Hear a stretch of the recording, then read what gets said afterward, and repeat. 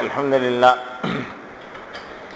لله نحمده ونستعينه ونستغفره ونؤمن به ونتوكل عليه ونعوذ بالله من شرور أنفسنا ومن سيئات أعمالنا من يهد الله فلا مضل له ومن يضلله فلا هادي له وأشهد أن لا إله إلا الله وحده لا شريك له وأشهد أن سيدنا ومولانا محمدا عبده ورسوله الذي أرسله بالحق بشيرا ونذيرا وداعيا إلى الله بإذنه سراجا وقمرا منيرا أما بعد محترم بھائیوں بزرگوں،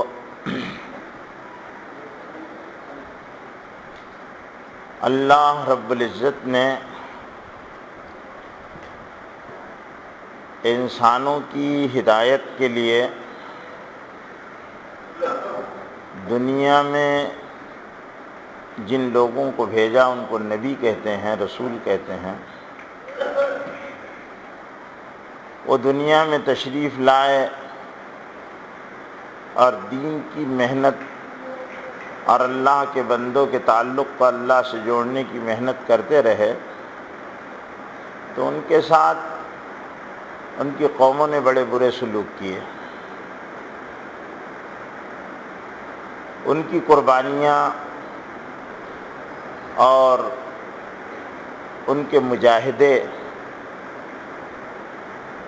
ان کی استقامت کی دلیل ہے۔ وہ اللہ کے دین کی محنت پر جمے رہے، ان کے مقابلے پر باطل جو ہے وہ پوری قوت صرف کرتا رہا۔ پوری انبیاء علیہ السلام کی زندگیوں کی تاریخ جو ہے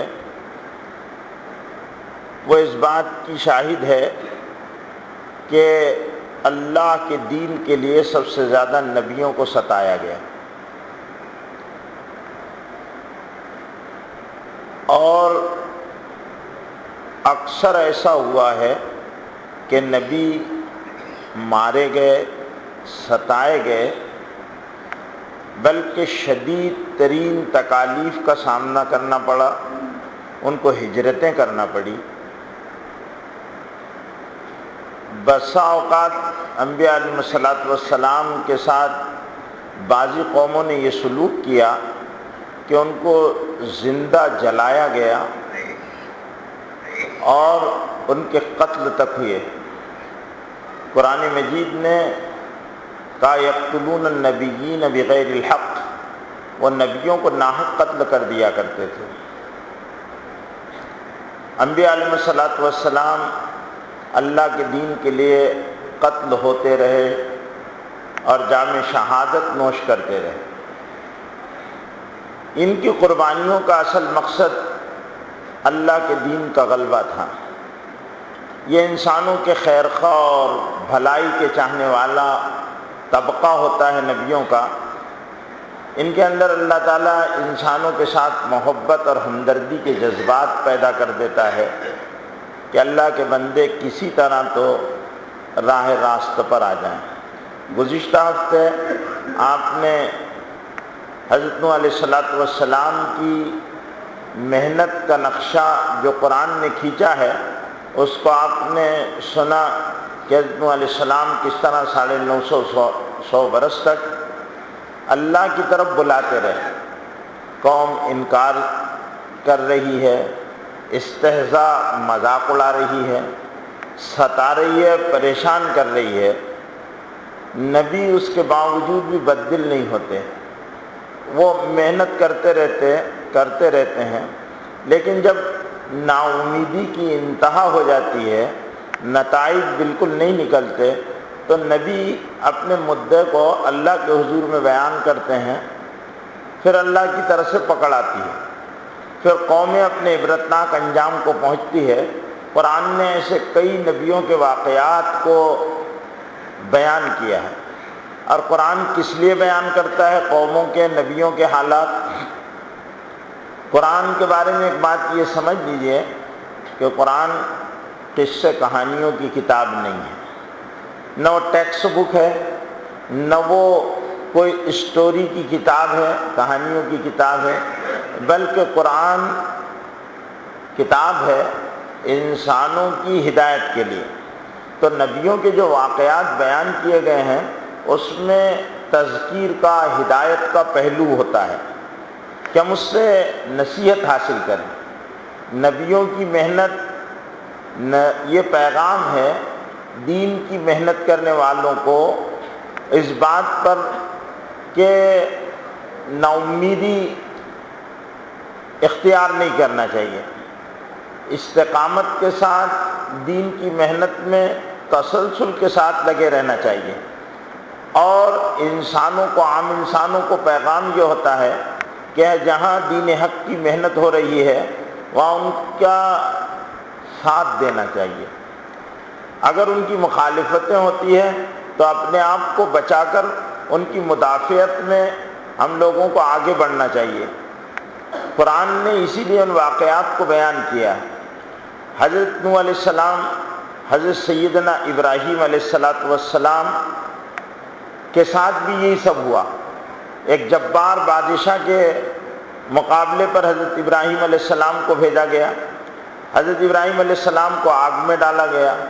حضرت ابراہیم علیہ السلام کو ملک بدر ہونا پڑا، آگ کو اللہ نے گلزار بنا دیا۔ حضرت ابراہیم علیہ السلام مصر گئے، مصر میں بھی حالات ان کے ساتھ ہوئے۔ مصر سے پھر انہوں نے اپنے دونوں بچوں کو دو مختلف علاقوں میں آباد کیا تاکہ اللہ کا دین اللہ کے بندوں تک پہنچتا رہے۔ نبیوں کا ذاتی فائدہ کچھ نہیں ہوتا کہ لوگوں کے ذریعے سے وہ نہ مال بٹورنا چاہتے ہیں، نہ حکمرانیاں قائم کرنا چاہتے ہیں، نہ اپنے ذاتی اغراض و مقاصد کے لیے وہ کام کرتے ہیں، بلکہ تمام نبیوں کے ذریعے سے یہ اعلان اللہ کروا دیتا ہے لا اسألکم علیہ اجر ان اجری الا علی اللہ، ہم تم سے اجرت نہیں چاہتے، اجر ہمارا اللہ پر ہے۔ انبیاء علیہ السلام دین کی محنت پر اجرت نہیں لیتے، اللہ سے اجر کے وعدوں پر وہ محنت کرتے رہتے ہیں، قوم ان کو ستاتے رہتی ہے، پریشان کرتے رہتی ہے۔ اسی طرح اللہ نے ایک دوسرے ظالم بادشاہ فرعون کے پاس موسیٰ علیہ السلام کو بھیجنے کا ارادہ فرمایا، اور اللہ کا معاملہ عجیب ہے۔ اللہ جو کام کرنے کا ارادہ کرتا ہے اس کو ہر صورت میں اللہ کرتا ہے۔ اللہ کے کرنے کو کوئی نہ ٹال سکتا ہے نہ روک سکتا ہے، نہ وہ ٹلنا ہے نہ وہ رکنا ہے، وہ کام ہونا ہے۔ جیسے ابراہیم علیہ السلام کو اللہ نے بھیجنا تھا، تمام رکاوٹوں کے بعد ابراہیم علیہ السلام آتے ہیں۔ حضرت موسیٰ علیہ السلام کو اللہ کو بھیجنا تھا تو اس کو نجومیوں نے بتا دیا کہ تیری مملکت میں ایک بچہ پیدا ہوگا جس سے تجھے بڑا نقصان ہوگا، اور وہ بچہ بنی اسرائیل میں پیدا ہوگا۔ تو اس نے بنی اسرائیل کے تمام لڑکوں کو قتل کرنا شروع کر دیا۔ یقتلون ابناءہم ویستحیون نساءہم، وہ ان کے لڑکوں کو قتل کر دیتا تھا، لڑکیوں کو زندہ رکھتا تھا، کوئی بچہ بھی بچنے نہ پائے۔ روایتوں کے اعتبار سے 70,000 بچے اس نے قتل کروا دیے تاکہ وہ بچہ پیدا نہ ہو جس بچے سے اس کی حکومت کو خطرہ ہے۔ لیکن جب اللہ کرنے پر آتے ہیں تو بچہ پیدا بھی ہوا، فرعون کی گود میں اللہ نے پلوایا بھی اس کو، اس کی ملکہ کے دل میں محبت ڈال دی۔ فرعون کے محل میں حضرت موسیٰ علیہ السلام پلے بڑے، اور حضرت موسیٰ علیہ السلام کی حفاظت کا انتظام بھی اللہ نے انہی کے سب سے بڑے دشمن فرعون کے ذریعے سے کروائی۔ باقاعدہ ایک دستہ حضرت موسیٰ علیہ السلام کی حفاظت پر مامور تھا، حضرت موسیٰ علیہ السلام کو ادھر ادھر اگر نکلنے نہیں دیتا تھا، اور اس طرح حضرت موسیٰ علیہ السلام حفاظت اور پوری پہرے داری اور پورے انتظامات کے ساتھ پرورش پاتے رہے۔ اللہ تعالیٰ نے پھر حضرت موسیٰ علیہ السلام فلما بلغ اشدہ، جب وہ اپنی عمر کی پختگی کو پہنچے، قرآن جس کو اشدہ کہتا ہے، فلما بلغ اشدہ، جب وہ اپنی عمر کی پختگی کو پہنچے، یعنی عمر کی یہ وہ حد ہے جس میں انسان پر ذہنی اعتبار سے وہ اپنی ارتقائی منزل میں ہوتا ہے، اور وہ تقریباً 40 سال کی عمر ہوتی ہے۔ 40 سال کی عمر میں اللہ تعالیٰ نبیوں کو نبوت سے سرفراز فرمایا کرتا ہے عموماً، ویسے اللہ تعالیٰ نے بچپن سے نبوت دینا طے کر لیا ہوتا ہے، لیکن اللہ تعالیٰ 40 سال کی عمر میں باقاعدہ چارجز جو نبوت کے رہتے ہیں وہ عطا فرماتا ہے۔ فلما بلغ اشدہ، جب وہ اپنی عمر کی پختگی کو پہنچے تو ہم نے ان کو حکمت اور علم عطا کر دیا، یعنی نبوت دے دی۔ اللہ نبوت کو علم و حکمت کا نام دیتا ہے، تو اللہ تعالیٰ نے ان کو علم اور حکمت عطا کر دی۔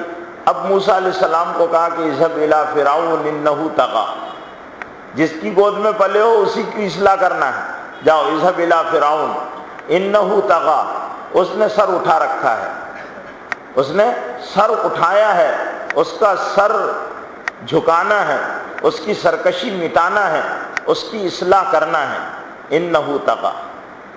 اللہ تعالیٰ موسیٰ علیہ السلام کو نبوت کے اصول اور دعوت کے طریقے بھی سکھا لا رہے ہیں۔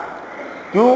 اس لیے کہ تم جس کے پاس جا رہے ہو اس کے پاس کچھ حکمت کا مقتضا بھی جاننا ضروری ہے، کس طرح جانا۔ تو اللہ تعالیٰ حضرت موسیٰ علیہ السلام سے کہتے ہیں کہ اس کے پاس اذهبا، اس کے پاس جانا تم نے، وقولا لہ قولا لینا، اور اس سے بڑی نرمی سے بات کرنا، کیونکہ اگر آپ سختی سے بات کریں گے تو وہ سرپھرا ہے، اور سرکٹ لوگ جو رہتے ہیں ان سے اگر آپ سخت انداز سے بات کریں گے تو وہ اور زیادہ غصے میں آ جائیں گے، بات نہیں سنیں گے۔ آپ نے اس سے نرمی سے پیار سے بات کرنا، قولا لہ قولا لینا، نرمی سے بات کرنا۔ اب موسیٰ علیہ السلام فرعون کے پاس جاتے ہیں تو موسیٰ علیہ السلام اس کو سمجھاتے۔ قرآن مجید میں کئی جگہ وہ مکالمے جو فرعون کے اور موسیٰ علیہ السلام کے درمیان ہوئے ہیں اس کو قرآن نے ذکر کیا ہے، اور ربوبیت پر بحث ہے۔ نبی کیا کرتے ہیں؟ خدا کا تعارف کراتے ہیں۔ نبی نہ اپنی ذات سے جوڑتا ہے نہ کسی اور چیز سے جوڑتا ہے، نبی کا کام ہے بندوں کو رب سے جوڑنا۔ نبی کا کام بندوں کو رب سے جوڑنا ہے، وہ رب سے جوڑتے ہیں۔ اللہ کی بڑائی ایسی دلوں میں اتار دیتے ہیں کہ بندہ اللہ کو ماننے میں اور اللہ کی ماننے میں اس کو مزہ آنے لگ جاتا ہے۔ حضور اکرم صلی اللہ علیہ وسلم نے صحابہ کے سامنے اللہ کی حقیقت کو ایسے کھولا تھا کہ صحابہ کرام اللہ کو ماننے میں ان کو لذت محسوس ہوتی تھی، اللہ کی ماننے میں لذت محسوس ہوتی تھی۔ یعنی آپ اندازہ لگائیے کہ حضرت بلال رضی اللہ تعالیٰ عنہ کو تکلیفیں دی جا رہی ہیں، مارنے والے مار کر تھک جاتے، لیکن حضرت بلال رضی اللہ تعالیٰ عنہ کے اقرار توحید سے وہ باز آنے کے لیے تیار نہیں۔ ایک زنیرہ باندھی ہے حضرت عمر رضی اللہ تعالیٰ عنہ کی، حضرت عمر رضی اللہ تعالیٰ عنہ اس کو مارتے تھے، اور مارتے مارتے تھک جایا کرتے تھے تو بیٹھ جاتے اور کہنے لگے ابھی رک جا، تھوڑا میں اپنا سانس درست کر لوں، تھوڑا سستا لوں، پھر ماروں گا۔ پھر اٹھتے، پھر مارنا شروع کرتے، لیکن زنیرہ کبھی بھی اس سے پیچھے نہیں ہٹی، بلکہ حضرت زنیرہ رضی اللہ تعالی عنہ باندھی تھی، عورت ذات تھی۔ حضرت عمر بہت طاقتور تھے، ان کا ایک جھاپڑ بھی اچھے اچھے آدمی کو یعنی زمین کی دھول چٹا دیا کرتا تھا۔ تو حضرت زنیرہ باندھی تھی، ان کو کس طرح مارتے ہوں گے حضرت عمر کہ مارتے مارتے خود بے حال ہو جایا کرتے تھے، لیکن حضرت زنیرہ جو ہے وہ پیکر ثبات تھی، جمی رہی، اور کبھی بھی حضرت زنیرہ نے یہ نہیں کیا کہ مار کے خوف سے اللہ کو چھوڑ دیا ہو۔ یہ کیا ہوتا ہے؟ اللہ کی حقیقت، اللہ کی عظمت، اللہ کی ربوبیت، اللہ کی بڑائی، اللہ کی ذات، اللہ کی صفات، اللہ کے حکموں کو ماننا، اس میں کامیابی، یہ جو چیز دلوں میں اتر جاتی تھی تو پھر اس کی وجہ سے وہ لذت آتی تھی اور ان کو مزہ آتا تھا کہ اللہ ان کے سامنے اپنی تمام عظمتوں کے ساتھ بالکل ایسا کہ جیسے وہ اللہ کا مشاہدہ کر رہے ہیں، اللہ کا مشاہدہ کر رہے ہوں، اللہ کو دیکھ رہے ہوں، اور مشاہدے والی چیز کے طور پر وہ اللہ کی بات، ایسا یقین بن جاتا تھا۔ اس طرح ان کو اس کی حقیقت حاصل ہو جاتی تھی۔ آج ہم لوگ ایمان والے ہیں، اللہ کہتے ہیں رسول کہتے ہیں، جنت جہنم کہتے ہیں، لیکن میرے بھائیوں ہم کو اتنا بھی یقین نہیں ہے جتنا یقین ہم کو اب بمبئی کے وجود کا ہے۔ ہم بمبئی کا مشاہدہ کیے ہیں اور بمبئی کو دیکھا ہم نے، لیکن ہم نے لندن کو نہیں دیکھا۔ لیکن لندن کا یقین ہے، اس لیے کہ اگر کوئی کہے کہ لندن ہے ہی نہیں کوئی شہر، تو سارے لوگ اس کو بے پڑھا لکھا بھی اور پڑھا لکھا بھی سارے لوگ اس کو پاگل کہیں گے کہ یہ پگلا گیا ہے، یہ بولتا اب لندن نہیں ہے اس کو۔ اور 10 لوگوں کو ہم کہیں گے کہ دیکھو یہ لندن کا انکار کرتا ہے، لندن ایک شہر ہے انکار کرتا ہے۔ لیکن میرے بھائیوں ہم جنت کا یقین ہم کو اس درجے کا نہیں ہے، جہنم کا یقین اس درجے کا نہیں ہے، اللہ کا یقین اس درجے کا نہیں ہے جو درجہ ہم کو لندن کا یقین ہے۔ وجہ کیا ہے کہ ہم کو لندن کے بارے میں ہم نے سنا ہے، پڑھا ہے، اس لیے ہم کو اس کا یقین ہو گیا۔ اللہ کے بارے میں ہم وہ یقین نہیں رکھتے۔ وہ یقین نہیں ہونے کا نتیجہ کیا ہوتا ہے؟ ہماری نمازیں بے دم ہیں، ہماری زندگیوں میں اللہ کی نافرمانیاں ہیں، ہماری زندگیوں میں اللہ کی فرمانبرداری نہیں ہے، ہمارے نمازیوں کی نمازوں کا وہ حال جو ہونا چاہیے وہ حال نہیں ہے۔ تو یہ یقین کی کمی کی وجہ سے ہوتا ہے۔ اور نبیوں کی صحبت یقین میں ایسا اضافہ کر دیتی ہے کہ ان کو اللہ کے حکموں کو ماننے میں اور اللہ کو ماننے میں مزہ آنے لگتا ہے۔ یہ ہے اصل میں ایمان کی اعلیٰ سطح۔ تو وہ ایمان کی اعلیٰ سطح اور اعلیٰ درجے پر ہوتے ہیں اور ان کو وہاں پر لطف آتا ہے، ان کو لذت محسوس ہوتی ہے۔ اور نماز پڑھتے ہیں تو نماز میں ان کے خیالات ادھر ادھر نہیں بھٹکتے۔ اگر نماز میں ادھر ادھر خیال آ گیا تو وہ اس چیز سے چھٹکارا حاصل کرنے کی کوشش کرتے ہیں، جیسے کہ حدیث میں صحابہ کرام کے واقعات موجود ہیں کہ ہم کو یہ دنیا نہیں چاہیے جو ہماری آخرت خراب کر دے، ہمارے عمل کو خراب کر دے۔ اتنا الگ یعنی عبادت کیسی کرتے ہوں گے وہ کہ ان کا خیال ادھر ادھر نہیں بھٹکتا، اور ہم عبادت کرتے ہیں کہ ہمارا خیال نماز کے علاوہ ہر چیز میں رہتا ہے، نماز میں خیال نہیں رہتا، ادھر ادھر ساری جگہ ہم نماز میں بہکتے رہتے ہیں، پتہ نہیں کہاں کہاں کی سیر کرتے رہتے ہیں۔ جو خیال کبھی ہم کو نہیں آتا وہ خیال نماز میں آتا ہے، جو خیال کبھی نہیں آتے وہ خیال ہم کو نماز کے باہر بھی نہیں آتے، وہ خیالات ہم کو نماز میں آتے ہیں۔ تو موسیٰ علیہ السلام نے جا کر اس کے سامنے ربوبیت کے اسرار کھولے، اللہ کی یکتائی و وحدت کی باتیں اس کو بتائی، وہ مخالف ہو گیا اور اس نے اپنے درباریوں کو بلایا، وزیروں کو بلایا اور موسیٰ علیہ السلام کے بارے میں اس نے مشورے کرنا شروع کیے کہ اب موسیٰ کا علاج کیا کرنا چاہیے۔ اللہ تعالیٰ نے موسیٰ علیہ السلام کو 2 چیزیں عطا کی تھی، جب نبوت دی تو 2 چیزیں عطا کی تھی، ایک ید بیضا دیا تھا اور ایک عصا تھا موسیٰ علیہ السلام کے ہاتھ میں، لکڑی۔ اس لکڑی میں اللہ نے اپنا امر داخل کر دیا تھا، اللہ جب چاہتے جو چاہتے وہ عصا بن جایا کرتا تھا۔ تو موسیٰ علیہ السلام سے اس نے پوچھا کہ دلیل نبوت بتاؤ، معجزہ دلیل نبوت ہوتا ہے۔ ایک بات یاد رکھیں، نبوت نہیں ہوتی، دلیل نبوت ہوتا ہے۔ نبوت کی دلیل تو ہو سکتا ہے معجزہ، لیکن مقصد نبوت نہیں ہوتا۔ لوگوں نے بزرگوں کی کرامتیں اور نبیوں کے معجزات کو مقصد نبوت سمجھ لیا ہے، اس لیے انہوں نے ان مقاصد پر تکیہ کر کر اپنی زندگی کو اعمال سے اور اپنی زندگی کو نبیوں والی ہدایت سے خالی کر دیا۔ آج ہمارا سارا زور کائے پر ہوتا ہے؟ کرامتوں پر ہوتا ہے، نتائج پر ہوتا ہے، برکتوں پر ہوتا ہے۔ ایسا کرو گے تو یہ برکت حاصل ہوگی، قرآن پڑھو گے تو برکت حاصل ہوگی۔ قرآن کیوں پڑھا جا رہا ہے؟ برکت حاصل کرنے کے لیے قرآن پڑھا جا رہا ہے، اللہ کو راضی کرنے کے لیے قرآن نہیں پڑھا جا رہا ہے۔ اللہ کو راضی کرنا الگ چیز ہے اور قرآن سے برکت حاصل کرنا الگ چیز ہے، 2 الگ الگ چیزیں۔ اگر آپ اللہ کو راضی کرنے کے لیے قرآن پڑھیں گے تو قرآن کی برکت حاصل ہوگی، برکت حاصل کرنے کے لیے قرآن پڑھو گے تو اس کا جزئی فائدہ ہوگا برکت، لیکن میرے بھائیوں قرآن کے اجر سے آپ محروم ہو جائیں گے۔ حضور اکرم صلی اللہ علیہ وسلم نے مدینہ جب تشریف لے گئے تو ایک خطبہ دیا صحابہ کرام کو، اور وہ خطبہ وہ حدیث تمام محدثین نے اپنی کتاب میں سب سے پہلے بیان کی ہے، امام بخاری نے اپنی کتاب صحیح البخاری کو جب جمع کیا تو انہوں نے اس حدیث کو اول بیان کیا، اور تقریباً تمام محدثین نے اس حدیث کو، وہ خطبہ مدینہ پہنچنے کے بعد حضور صلی اللہ علیہ وسلم نے دیا تھا، جمعے کا دن تھا، اور وہ کیا حدیث تھی؟ انما الاعمال بالنیات، اعمال کا دار و مدار نیتوں پر ہے۔ انما لکل امرئ ما نوی، آدمی جیسی نیت کرے گا ویسا اس کو ملے گا۔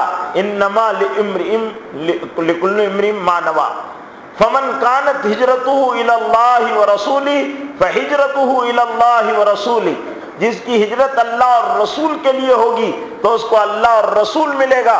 ومن كانت هجرته الى دنیا یصیبها او امرأة ينکحها او کما قال علیہ الصلوۃ۔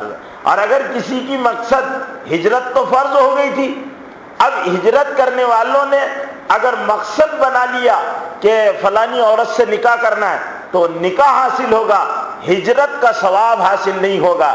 کسی نے کاروبار کے چلو مدینہ جا کر کاروبار کریں گے تو اس کو تجارت کے فائدے تو حاصل ہوں گے، لیکن ہجرت کی جو برکتیں حاصل ہونے والی ہے اور اجر ملنے والا ہے، اور اللہ اس پر گھر بار چھوڑنے پر جو انعامات آخرت میں دینے والے ہیں، آدمی اس سے محروم کر دیا جائے گا۔ اس لیے حضور اکرم صلی اللہ علیہ وسلم نے یہ وہاں مدینے میں پہنچنے کے بعد یہ خطبہ دیا تھا، اس لیے کہ مدینے میں ایک عملی زندگی جو شریعت کی پابندیوں کے ساتھ گزارنے کی بنیاد ڈالی جا رہی تھی، اس میں نیتوں کا دار و مدار تھا۔ تو حضرت موسیٰ علیہ السلام کو اللہ تعالیٰ نے عصا دیا اور ید بیضا دیا، دو چیزیں دی۔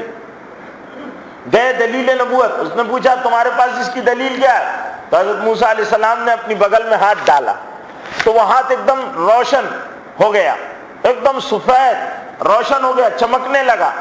من بغیر سو، قرآن کہتا ہے، اور یہ کوئی بیماری نہیں تھی، کوڑ کا مرض نہیں تھا کہ ہاتھ سفید ہو گئے، کوڑ کے مرض کی وجہ سے نہیں ہوا تھا، بلکہ وہ چمکدار اور صاف ستھرا ہاتھ ایک دم چمکتا ہوا نظر آنے لگا۔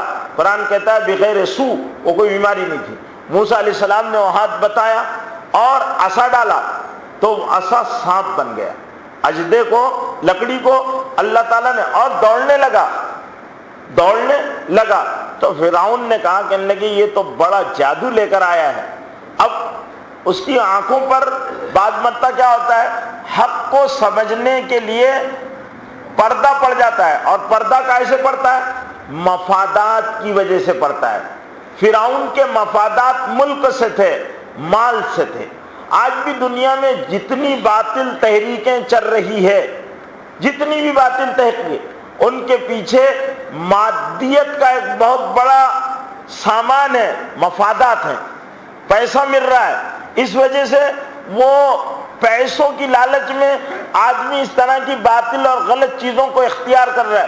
وہ اللہ کو راضی کرنے کے لیے حق کی تلاش میں نہیں لگا ہوا ہے، میرے اللہ اور نبوت کے میں کا فرق کیا ہوتا ہے کہ نبیوں والے کام میں اپنی جان اور اپنا مال لگانا پڑتا ہے، اور یہاں پر دوسروں کے جان اور مال کے عوض میں آدمی کو خریدا جاتا ہے، اور پھر وہ دوسروں کی فکروں کو اپنے اوپر لاد کر اس میں اپنے آپ کو کھپا دیتا ہے، مٹا دیتا ہے، اور یہ اس طرح ہوتے رہتا ہے۔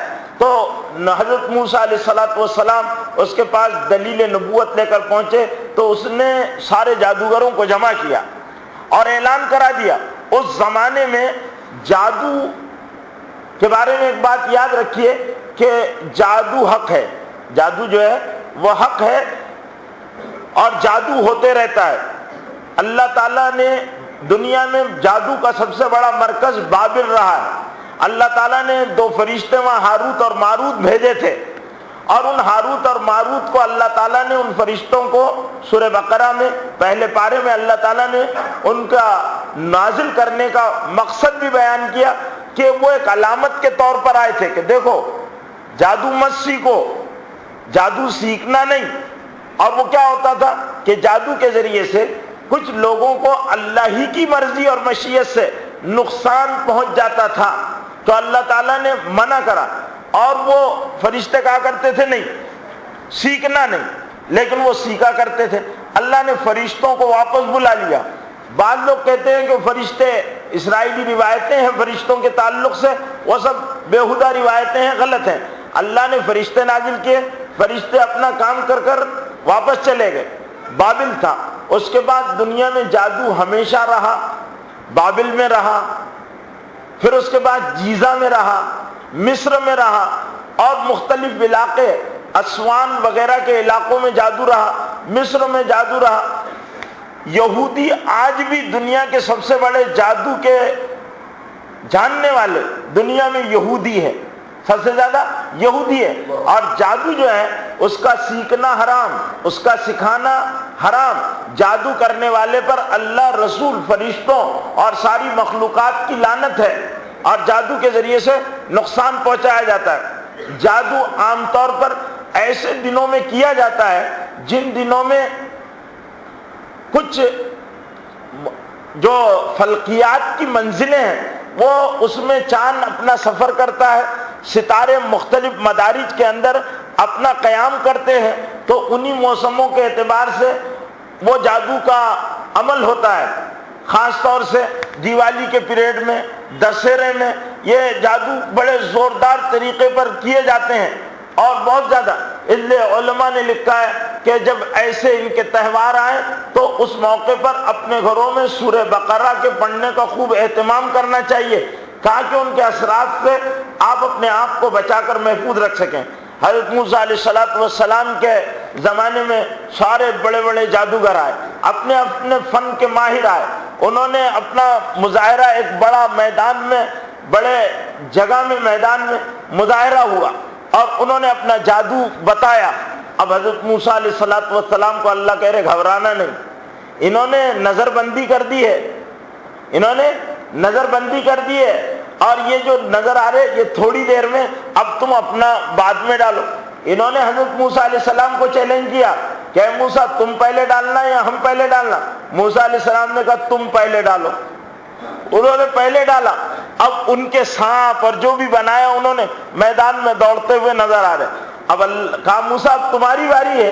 موسیٰ علیہ السلام نے ڈالا، تو موسیٰ علیہ السلام نے جیسی ڈنڈا ڈالا، اللہ تعالیٰ اس میں تبدیلی پیدا کرتے تھے، اور اللہ تعالیٰ نے موسیٰ علیہ السلام کو، جب کوئی طور پر موسیٰ علیہ السلام پہنچے تھے اور اللہ تعالیٰ سے گفتگو ہوئی تھی، تو اس وقت موسیٰ علیہ السلام نے پوچھا کہ وما تلک، موسیٰ علیہ السلام سے پوچھا تھا اللہ نے وما تلک بیمینک یا موسیٰ، اے موسیٰ تمہارے سیدھے ہاتھ میں کیا ہے؟ قال ہی عصایا، اے اللہ یہ میرا ڈنڈا ہے، اتوکل علیہا واحش بہا علی غنمی ولی فیہا مآرب اخری، اے اللہ میرا ڈنڈا ہے، میں سہارا لیتا ہوں، بکریوں کے لیے پتے بھی جھاڑ دیتا ہوں۔ اس لیے کہ حضرت موسیٰ علیہ السلام کو ملک مصر چھوڑنا پڑا تھا اور مدین چلے گئے تھے، وہاں حضرت شعیب علیہ السلام ایک نبی تھے، وہ رہا کرتے تھے، تو وہاں چلے گئے تھے۔ وہاں پر حضرت موسیٰ علیہ السلام کی شادی بھی حضرت شعیب علیہ السلام کی بیٹی کے ساتھ ہو گئی، اور پھر حضرت موسیٰ علیہ السلام واپس آ رہے تھے تو کوہ طور پر تجلی نظر آئی۔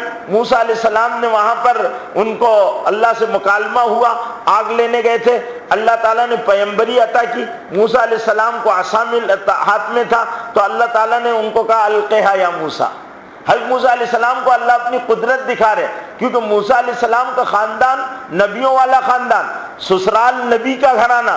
موسیٰ علیہ السلام ایمانیات کو جانتے تھے، ایمان رکھتے تھے، لیکن موسیٰ علیہ السلام اللہ سے جب ہم کلام ہوئے تو انہوں نے اس کو یہ کہنا چاہیے تھا کہ اے اللہ وما تلک بیمینک یا موسیٰ، اے موسیٰ تمہارے یہ سیدھے ہاتھ میں کیا ہے؟ تو انہوں نے کہا یہ کہنا چاہیے تھا کہ یہ اللہ کا امر ہے، تو موسیٰ علیہ السلام نے کہہ دیا یہ عصایا، یہ میرا ڈنڈا ہے، تو اللہ تعالیٰ نے کہا القیہا یا موسیٰ، اے موسیٰ اس کو ڈال دو۔ موسیٰ علیہ السلام نے اس کو زمین پر ڈالا، فإذا هي حية تسعى، پھر وہ دوڑتا ہوا سانپ بن گیا۔ موسیٰ علیہ السلام گھبرائے تو اللہ نے کہا لا تخف سنعیدها سیرتها الاولى، ڈرو مت، ہم اس کو اس کی پہلی حالت میں لوٹا دیں گے۔ پھر حضرت موسیٰ علیہ السلام کو کہا اٹھا، موسیٰ علیہ السلام نے اس کو اٹھا لیا، تو وہ سانپ جو ہے پھر لکڑی بن گیا۔ اللہ تعالیٰ نے اب جاؤ موسیٰ علیہ السلام اور تم فرعون کے پاس جاؤ، فرعون کو دعوت دو۔ موسیٰ نے وہ جمع کیا سارے جادوگروں کو۔ موسیٰ علیہ السلام نے جب اپنا مظاہرہ کیا، ڈنڈا ڈالا، تو پورے میدان میں لکڑیاں اور رسیوں کے سوا کچھ نہیں بچا تھا۔ جادوگر سمجھ گئے، فنکار فن کو سمجھتا ہے، اور ان کے اوپر حقیقت آشکار ہو گئی کہ ہم نے جو کیا وہ جادو تھا، نظر بندی کا کھیل تھا، یہ نظر بندی نہیں ہے، یہ فن نہیں ہے، یہ کوئی اور چیز ہے۔ انہوں نے فوراً وہاں اعلان کر دیا کہ آمنا برب موسیٰ، ہم موسیٰ علیہ السلام کے رب پر ایمان لے کر آئے۔ آمنا برب موسیٰ۔ فرعون ایک دم آپے سے باہر ہو گیا، کیونکہ اس کی فجیعت ہو گئی تھی، سبکی ہو گئی تھی، انسلٹ ہو گئی تھی۔ تو اس نے کہا، کہنے لگے تم نے کیسے ایمان لایا میری اجازت کے بغیر؟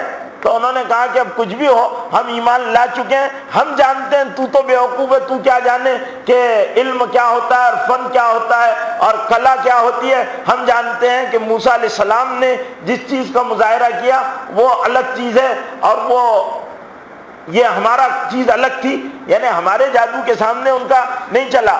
تو اللہ رب العزت نے اس کو توڑ دیا تھا، کہ اللہ کے کلام کے مقابلے میں کوئی چیز، کسی کا جادو نہیں چلتا۔ اس لیے حدیث میں آتا ہے کہ روزانہ صبح قل اعوذ برب الفلق، قل اعوذ برب الناس پڑھ لیا کرو۔ جو یا ممیت جو پڑھے گا، یا ممیت، اس پر جادو کبھی اثر نہیں کرے گا۔ صبح میں پڑھ لو، رات میں پڑھ لو، اور جو جادو بھی آئے گا وہ جادو دم توڑ دے گا۔ یا ممیت پڑھ لو، جادو اثر نہیں کرے گا۔ قل اعوذ برب الفلق پڑھ لو، جادو اثر نہیں کرے گا۔ قل اعوذ برب الناس پڑھ لو، جادو اثر نہیں کرے گا۔ اعوذ بکلمات اللہ التامات کلھا من شر ما خلق ومن کل شیطان وہامہ ومن کل عین ولامہ پڑھ لو، جادو اور کوئی بری نظر اثر نہیں کرے گی۔ بسم اللہ الذی لا یضر مع اسمہ شیء فی الارض ولا فی السماء وهو السمیع العلیم، یہ پڑھ لو، کوئی ضرر رساں کا ضرر کوئی اثر نہیں کرے گا۔ حضور اکرم صلی اللہ علیہ وسلم نے تعلیم فرما دیا۔ گھروں میں لوگ کرتے ہیں بڑے بڑے تغرے تعویذ لگاتے، نہیں، قرآن پڑھو، سورہ بقرہ پڑھو گے کبھی جنات نہیں آئیں گے۔ جنات انسانوں کے ساتھ رہتے ہیں، لیکن اگر آپ گھروں میں سورہ بقرہ پڑھو گے تو جنات آپ کو تکلیف نہیں دیں گے۔ سورہ بقرہ، یا اپنے گھر میں کسی گھر میں ویرانے میں جنات آباد ہے، اذان دے دو تو جنات اس بستی کو خالی کر دیں گے، وہاں جنات نہیں رہیں گے۔ یہ اس کی ہم کو تعلیم دی گئی ہے، لیکن ہم اصل تعلیم سے ہٹ کر دوسرے طریقوں کو اختیار کرتے، خود عمل نہیں کرتے۔ تو ہم کو خود عمل کرنا چاہیے، یہ ہم کو بتایا گیا ہے۔ جنات کا وجود حق ہے، العین حق، نظر لگتی ہے، جادو ہوتا ہے۔ تو موسیٰ علیہ السلام نے وہاں جب معجزہ دکھایا جو دلیل نبوت تھی، تو فرعون وہاں پر بے بس ہو گیا، اور فرعون نے پھر موسیٰ علیہ السلام کے خلاف اپنی تمام سرگرمیاں شروع کر دی، اور موسیٰ علیہ السلام کے قتل کے مشورے کرنے لگا۔ موسیٰ علیہ السلام کو پھر وہاں سے نکلنا پڑا، اور موسیٰ علیہ السلام ایک زمانے تک اپنی قوم کے ساتھ وادی تی کے اندر اور وادی سینا کے اندر چلتے رہے۔ پھر اللہ تعالیٰ نے، ان کی قوم نے حضرت موسیٰ علیہ السلام کو بہت ستایا، طرح طرح کی فرمائشیں کیا کرتے تھے، جس کو قرآن مجید نے بیان کیا۔ ان ساری اذیتوں کا مقابلہ کر کر حضرت موسیٰ علیہ السلام اپنی قوم کے درمیان رہے، فرعون کے ظلم و استبداد سے نجات دلائی، فرعون کا مقابلہ کیا، اپنی قوم کو جو نبیوں کی اولاد تھی ان کی ہدایت کے سارے انتظام کیے۔ لیکن ان کی قوم کا حال یہ تھا کہ موسیٰ علیہ السلام کی کوئی بھی بات کو الٹ لیا کرتے تھے اور کوئی بات کو نہیں سنا کرتے تھے۔ قرآن نے اس کو بہت واضح انداز میں بیان کیا کہ یہ قوم اس طرح کی۔ موسیٰ علیہ السلام سے انہوں نے کہا، جب وہ دریا کے کنارے، فرعون پیچھے، یہ سامنے دریا، تو انہوں نے کہا کہ اے موسیٰ، تم نے ہم کو کون سے جنجال میں پھنسا دیا ہے، سامنے دریا ہے، پیچھے فرعون ہے، اب ہم جائیں گے کہاں؟ ہم فرعون سے لڑ نہیں سکتے۔ قاتل انت وربکما انت وربک انا ہاہنا لقاعدون، تم اور تمہارا پروردگار جا کر لڑو، ہم یہاں بیٹھیں گے، ہم سے مقابلہ فرعون کا نہیں ہوتا۔ پست ہمت قوم تھی، بڑی مکار اور دجل سے بری۔ آج بھی یہودیوں کا مزاج وہی دجالیت کا مزاج ہے، وہی مکر و فریبی کا مزاج ہے، وہی دسیسہ کاری ان کے اندر بھری ہوئی ہے، اور یہ پسے پشت وار کرنے والے لوگ ہیں، کھل کر سامنے نہیں آتے، اور ان کی ذہنیت وہ ہے کہ پیچھے سے یہ پوری دنیا کو پریشان کیے ہوئے ہیں، تھوڑے سے مٹھی بھر ہیں اس زمانے میں، کیونکہ نبیوں کو انہوں نے بہت ستایا۔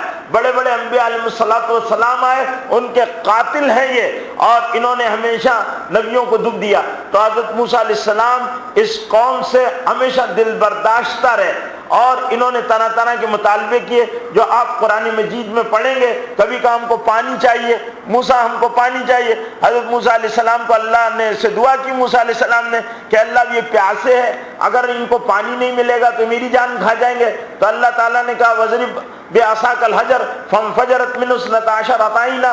اے موسیٰ پتھر پڑا ہوا تھا، اس پر تم لکڑی مارو، ہم اس سے چشمے جاری کر دیں گے. اللہ نے بہت ساری چیزیں بنی اسرائیل پر نعمتوں کے طور پر کھولی، لیکن بنی اسرائیل جن کو یہودی کہتے ہیں، بنی اسرائیل جو ہے وہ یہودی ہیں. اسرائیل حضرت یعقوب علیہ السلام کا نام تھا، ان کی اولاد کو بنی اسرائیل کہتے ہیں، اور بنی اسرائیل جو ہے وہ یہودی کہلاتے ہیں.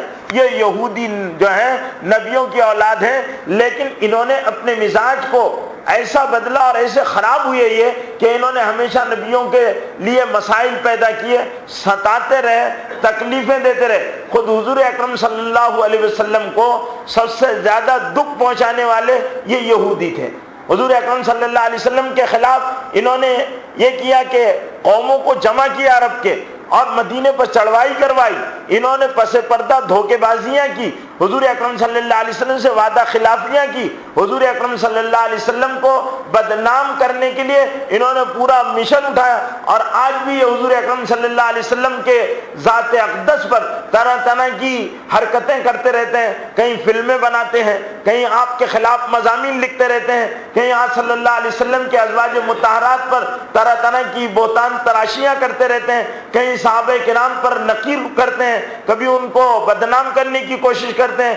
انہوں نے اسلام کے شیرازے کو منتشر کرنے کے لیے انہی کا آدمی عبداللہ ابن سبا نامی جو ہے وہ یہودی مسلمان بن کر حضرت عثمان کے قاتلوں کے ٹولے میں شامل ہوا اور ان کو حضرت عثمان رضی اللہ تعالیٰ عنہ کو قتل کرانے کے لیے اکسایا. اور اسلام میں پہلا فتنہ جو رخنہ پیدا ہوا عبداللہ ابن سبا کی وجہ سے ہوا. اور پھر عبداللہ ابن سبا نے ایک نئے دین کی بنیاد ڈالی جس کا نام سبائیت قرار پایا، اور سبائیوں کی جماعت نے پھر امت کے اندر نئے نئے فتنوں کو جنم دیا. پھر سبائی پیدا ہوئے، خوارج پیدا ہوئے، معتزلی پیدا ہوئے، پھر شیطانیہ پیدا ہوئے، پھر شیعہ پیدا ہوئے، پھر شیعوں میں اثنا عشریہ پیدا ہوئے، جعفریہ پیدا ہوئے، مزنیہ پیدا ہوئے، جوہنیہ پیدا ہوئے، اور اس کے علاوہ بے شمار ان کے اندر فرقے بنتے رہے. انہوں نے امام غائب کا تصور پیدا کیا، اور امام غائب حضرت مہدی کے بجائے انہوں نے ایک نئے امام کا تصور پیدا کیا. امامت کو نبوت سے بڑھا کر اماموں کے درجے کو اونچا کیا. انہوں نے ہی نبیوں کے حیثیت کو کم کیا، امامت کو افضل کیا، حضرت علی کو الوہیت کا درجہ دیا. خمینی بدماش نے اپنی کتاب کشف الاشرار میں لکھا ہے کہ علی ہوا الہ، علی ہی خدا ہے اور حضرت علی ہی کی عبادت کرنا چاہیے. یہ ساری چیزیں انہوں نے ہر دور میں فتنے پیدا کیے. آج بھی فتنے انہی کی کوکھ سے، انہی کے اساق سے نکل رہے. ان کے سر رشتے جتنے بھی باطل فرقے ہیں یہ یہودیوں سے ملتے ہیں اور وہاں سے یہ جنم پاتے ہیں، پھر امت کے اندر آ کر بولے بھالے سادے سیدھے انسانوں کو بہکاتے ہیں. ابھی جیسے مہدویت کا عقیدہ ہے، اور مہدوی ایک شکیل بن حنیف جو ہندوستانی کا باشندہ ہے، اس نے مہدوی ہونے کا دعویٰ کیا ہے اور اس نے اپنے آپ کو مہدی اور عیسیٰ کی طرح پیش کیا، جبکہ وہ قذاب اور دجال اور ایک نمبر کا فراڈی آدمی ہے. کبھی وہ مہدی ہو نہیں سکتا ہے، اور اگر مہدی کی مخالفت کرنا کفر ہے اور مہدی کا انکار کرنا بھی کفر ہے، کیونکہ مہدی کا عادی سے سیاح کے ساتھ آنا طے ہے، اور جہاں آنا وہ جگہ طے ہے، ان کا حسب نسب طے ہے، ان سے پہلے آنے کی علامتیں طے ہے، ان کا مقام طے ہے، پھر اس کے بعد کوئی بھی مہدی ہوگا. مہدی لوگوں کے خود دعویٰ نہیں کریں گے، مہدی کو لوگ مجبور کریں گے کہ وہ لوگوں کی امامت کو قبول کریں. یہ مہدی دعوے دار نہیں ہوگا. ان کے پیچھے جو بھی مقاصد ہیں اور جو بھی یہ ان لوگوں کے پیچھے سرمایہ کار ہیں وہ نظریات کا ایک کھیل ہے، دین سے دور کرنا. تو میرے بھائیو اس سے چوکنا اور ساودھان رہنے کی ضرورت ہے کہ کہیں ہمارے عقیدے میں کوئی ڈاکہ نہ ڈال دیں اور ہم کو کوئی گمراہ نہ کر دے. مہدی آئیں گے تو دنیا کے نیک لوگوں سے ملیں گے، اور خود مہدی نیک ہوں گے، نیکوں سے ان کا تعلق ہوگا، بدماشوں بدکاروں سے مہدی کا تعلق نہیں ہوگا، اور ابن الوقت اور مادہ پرستوں کے ساتھ ان کا تعلق نہیں ہوگا۔ یہ مہدی کی علامتیں ہوگی، مہدی اس کے ساتھ آئیں گے۔ میرے بھائیوں، حضرت موسیٰ علیہ السلام نے اس طرح اس قوم کے ساتھ کیا، اور ان کی قوم ان کو ہمیشہ ستاتی رہی۔ آج تک یہ یہودی قوم پوری دنیا کے لیے ناصر بنی ہوئی ہے۔ بے گناہ انسانوں کا قتل کرنا یہودیوں کا خمیر میں داخل ہے۔ انسانی خون کے بھوکے، سفاک، ظالم، عیاش، اللہ کے قانون کو توڑنے والے، نبیوں کی ان کو بد دعا ہے، اور یہ کبھی بھی اللہ نے ان کے بارے میں قرآن مجید میں فیصلہ کر دیا ہے کہ یہ کبھی دنیا میں سربلندی اور عزت حاصل نہیں کر سکتے جب تک کہ مخلوق کے سہاروں کو نہ پکڑیں گے، کہ یا تو بحبل من اللہ اور حبل من الناس۔ قرآن میں کہا گیا مخلوق کی رسی پکڑیں گے تو کامیاب ہوں گے، اللہ کی رسی پکڑیں گے تو کامیاب ہوں گے۔ ان کے لیے دو آپشن ہیں، اللہ کی رسی سے صحیح محنت ہوگی۔ ان کے اندر جو اچھے لوگ تھے، جیسے حضور کے زمانے میں جن یہودیوں نے اسلام قبول کیا اور شرف صحابیت سے نوازے گئے، وہ بھی حبل من اللہ کی وجہ سے بڑے اونچے درجے پر پہنچے، اور جن لوگوں نے حضور اکرم صلی اللہ علیہ وسلم کو اور آج تک اور ہمیشہ قیامت تک یہ لوگوں کو، اور یہ انتظار میں ہے مسیح کے، لیکن جس مسیح کے انتظار میں ہے، ہم بھی انتظار میں ہیں مسیح کے، مسیح آئیں گے، لیکن ہم حضرت عیسیٰ مسیح کے انتظار میں ہیں۔ حضرت عیسیٰ علیہ السلام آسمان سے منار شرقی پر شہر باب لد میں حضرت امام مہدی عصر کی نماز پڑھا رہے ہوں گے، اس وقت تو مسلمان تھوڑی سی جماعت کے ساتھ ہوں گے، دجال کے مقابلے کے لیے جمع ہوئے ہوں گے، اس وقت آسمان سے نازل ہوں گے، اللہ ان کو اتارے گا۔ ہم سب مسلمانوں کا یہ عقیدہ ہے۔ حضور اکرم صلی اللہ علیہ وسلم نے صراحت کے ساتھ ان احادیث کو بیان کیا ہے، اور اس کے علاوہ کوئی مسیح اس وقت ہوں گے، حضرت عیسیٰ دنیا میں آئیں گے، زمین پر رہیں گے، نکاح ہوگا۔ حضور اکرم صلی اللہ علیہ وسلم کے پہلو میں ایک قبر آج بھی خالی ہے، وہاں پر ان کی تدفین عمل میں آئے گی۔ 3 قبریں ہیں، ایک قبر شریف ہے، اس کے بعد ابوبکر صدیق کی ہے، اس کے بعد عمر فاروق رضی اللہ تعالیٰ عنہ کی ہے، اور ایک حضور اکرم صلی اللہ علیہ وسلم کے پہلو میں جگہ خالی ہے، وہاں پر حضرت عیسیٰ علیہ السلام کی تدفین ہوگی۔ یہ تو حدیث کے اندر موجود ہے۔ لیکن میرے بھائیوں، اب ان لوگوں نے جو عیسیٰ یا مسیح کا دعویٰ کرنے والے لوگ ہیں، اور اس وقت ان کی تعداد اس شہر میں بھی بڑے تعداد میں نوجوان بولے بھالے ان کے چکر میں آ کر بہک رہے ہیں، تو یہ سراسر غلط ہے۔ حضرت مہدی آئیں گے، وہ مسلمانوں کے خلیفہ ہوں گے، ان کو مسلمان اتفاق سے، اور وہ نیک لوگ ہوں گے، وہ نیک لوگ ہوں گے، بیت اللہ میں ان کے ہاتھ پر بیعت ہوگی، اور پھر وہ مسلمان دجال اس وقت نکل چکا ہوگا۔ یہ یہودی جو انتظار میں ہے وہ دجال کے انتظار میں ہے۔ دجال دنیا میں آئے گا، ایک طاقت ہے دنیا کی سب سے بڑی طاقت، نہ اس سے بڑی طاقت کبھی دنیا میں آئی، نہ اس کے بعد کوئی طاقت آئے گی۔ سب سے بڑی افرادی طاقت یاجوج اور ماجوج کی طاقت ہوگی، جس کا قرآن مجید میں تذکرہ ہے، ان یاجوج و ماجوج مفسدون فی الارض۔ حضرت ذوالقرنین نے ان کو سد سکندری بنا کر اللہ کے امر سے ایک جگہ روک دیا ہے، وہ من کل حدب ینسلون، وہ ہر وہ ٹیکرے پر سے نیچے اتر جائیں گے اور زمین میں بڑی تباہی مچائیں گے، اور دنیا میں ان کی تعداد آدم کی اولاد کا 1% ہے تو ان سے وہ 9 گنا زیادہ ہوں گے۔ اتنی بڑی تعداد کے ساتھ، افرادی قوت کے ساتھ وہ دنیا میں ظاہر ہوں گے، اور پوری دنیا کے نظام کو کرپٹ کر دیں گے، اور پوری دنیا میں صرف انہی کا بول بالا ہوگا۔ پھر اللہ تعالیٰ ان کو ایک بیماری دیں گے، دنیا میں اس سے خطرناک بیماری نہ آئی نہ آئے گی، سب سے خطرناک بیماری ہوگی، جس کو عربی میں حدیث میں عدسہ کہا گیا ہے۔ مسور کے دانے کے برابر ایک تھوڑی گردن کے پیچھے نکلے گی، اتنی خطرناک بیماری دنیا میں کبھی نہیں ہوگی۔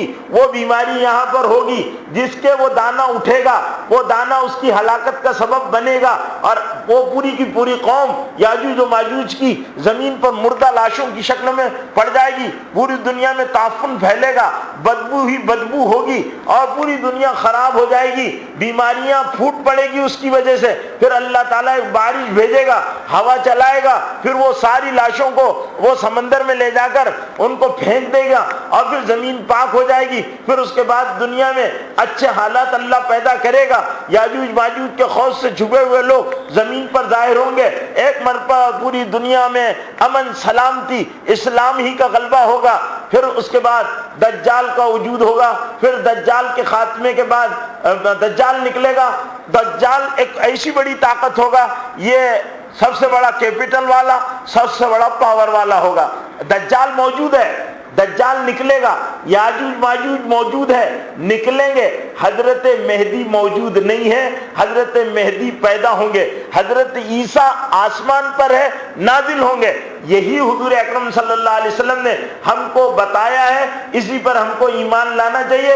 اس کے علاوہ اگر کوئی نئی بات کہے تو اس کے منہ پر ایک ایسا تماچا مارنا چاہیے کہ وہ بولنا بھول جائے, کیونکہ اللہ اور رسول کی بتائی ہوئی خبر کے علاوہ ہم کسی خبر کو سننے کے روادار نہیں ہیں. میرے بھائیوں, یہ ہمارا ایمانی شان ہونا چاہیے, یہ ہم کو سبق دیا گیا ہے. تو حضرت موسیٰ علیہ السلام کے زمانے سے یہودی طاقتوں نے دنیا کے نقشے کو بگاڑا ہے اور فرعون کا خاتمہ ہو گیا. اللہ تعالیٰ نے موسیٰ علیہ السلام کو فرعون کے مقابلے میں کامیاب کر دیا.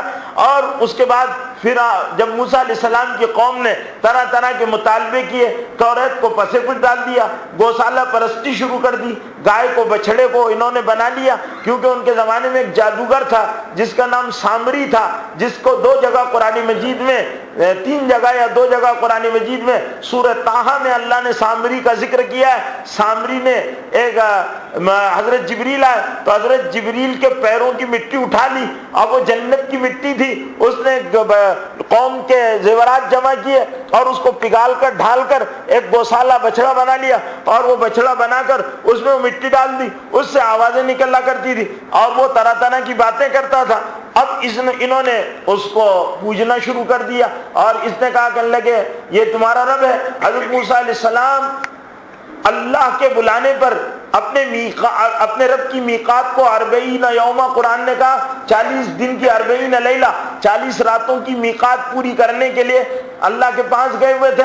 اللہ نے ان کو بلایا تھا تو انہوں نے پیچھے حضرت ہارون کو اپنا نائب بنایا تھا. ان کی قوم نے حضرت ہارون علیہ السلام کو چھوڑ دیا اور سامری کے کہنے پر گوشالہ پرستی شروع کر دی. حضرت موسیٰ علیہ السلام آئے, دیکھا تو بڑے غصے میں تھے. قرآن نے کہا غضبان آصفا, بہت زیادہ غصے میں تھے حضرت موسیٰ علیہ السلام. اور انہوں نے آ کر یعنی اتنا غصہ تھا کہ توریت کے نسخے انہوں نے غصے میں پٹک دیے زمین پر اور اپنے بھائی ہارون کی داڑھی پکڑ لی. حضرت ہارون کہنے لگے بھائی تم میری داڑھی تو مت پکڑو, لوگوں کے سامنے سبکی ہو جائے گی, تم ایسا مت کرو. حضرت موسیٰ علیہ السلام کو اتنا غصہ آیا تھا. یہ ایسی بدکار بدکماش قوم کے مقابلے پر حضرت موسیٰ علیہ السلام تکلیفوں کو جھیلتے ہوئے, اذیتوں کا مقابلہ کرتے ہوئے, برداشت کرتے ہوئے اس قوم کی اصلاح کے در پہ رہے اور کوشش کرتے رہے کہ یہ قوم اللہ کی بات ماننے والی بن جائے. تو میرے بھائیوں, جو سلسلہ میں نے شروع کیا تھا حضرت نوح علیہ السلام, حضرت ابراہیم علیہ السلام, حضرت موسیٰ علیہ السلام, یہ بڑے نبیوں کے واقعات, ویسے بے شمار واقعات سیرت میں حدیث کی کتابوں میں انبیاء علیہ السلام کے ہیں. آئندہ جمعے حضرت یحییٰ, حضرت زکریا اور حضرت عیسیٰ علیہ السلام کے ساتھ قوموں کے سلوک کا تذکرہ کرنے کے بعد حضور اکرم صلی اللہ علیہ وسلم اور پھر اسلام کے ان جانباز سپاہیوں, مجاہدوں اور شہداء کے حالات جن کو ہم ہر محرم کے اندر شہداء اسلام کے نام سے مناتے ہیں بیان کیا جائے گا. اللہ ان بزرگ اور بابرکت لوگوں کی زندگیوں سے ہم کو سبق لینے عمل کرنے کی توفیق نصیب فرمائے. آمین.